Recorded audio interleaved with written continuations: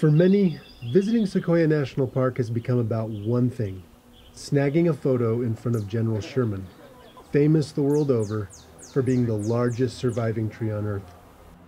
But Sequoia National Park and the Giant Forest are so much more than just the home of General Sherman. Of the 80 groves of giant sequoias strewn across the western slopes of the Sierra Nevada mountains, the Giant Forest is the largest surviving grove of these remarkable trees, and the rumored home of half of the 10 largest trees on Earth, some of which have stood since the days of the fabled Trojan War, since pharaohs ruled Egypt and commissioned colossal stone monuments to vanity. Many of these trees were already giants when Jesus of Nazareth walked the shores of Galilee, and already ancient when the Roman Republic was founded. But unlike works of stone, these trees are a living connection to eons past, and have managed to outlive the civilizations that erected our most revered antiquities by thousands of years. But, thanks to a rapidly changing climate, the time of these ageless giants may be almost up. Legendary naturalist John Muir, speaking of these astounding trees, reveled in what he called their godlike grandeur, calling them seemingly immortal, adding, unless destroyed by man, they live on indefinitely until burned, smashed by lightning, or cast down by storms. I want to show you these trees like you've never seen them before. We'll begin at the southern boundary of the Giant Forest.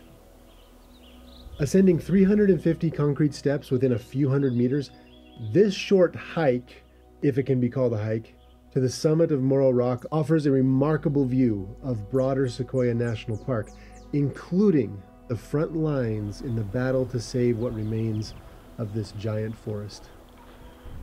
On weekends and holidays, private vehicles are not allowed on either the Crescent Meadow Road or Moro Rock Loop until late in the day.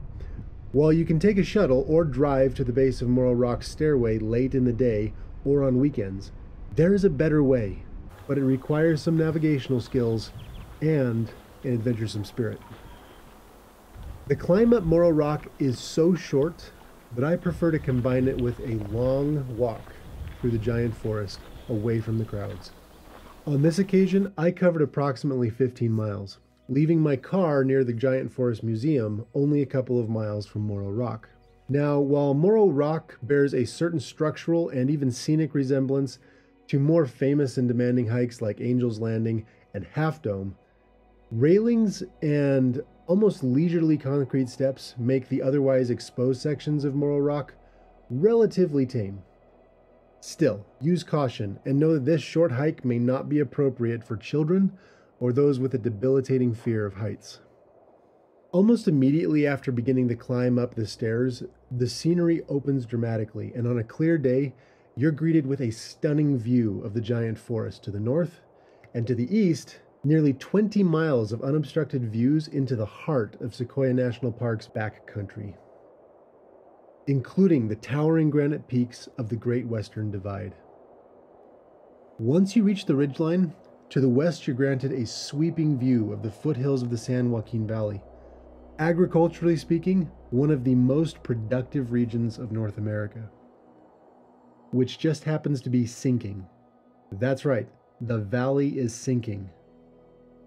An unrelenting drought and increased dependence on pumping groundwater has led some areas of California's Central Valley to sink as much as 13 feet. Here's how it works. As groundwater is removed, underground aquifers collapse, causing the valley to sink as well, and leading to damage in infrastructure like roads and utilities. But the collapsing aquifers also threaten the valley's water supply. As it turns out, the same thing that is threatening the sequoias is also threatening our food supply.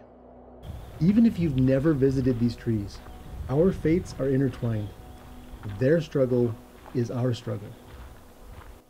Attentive visitors will also notice a land increasingly dominated by vast burn scars, constant reminders of the forces that threaten the destruction of the world's largest trees.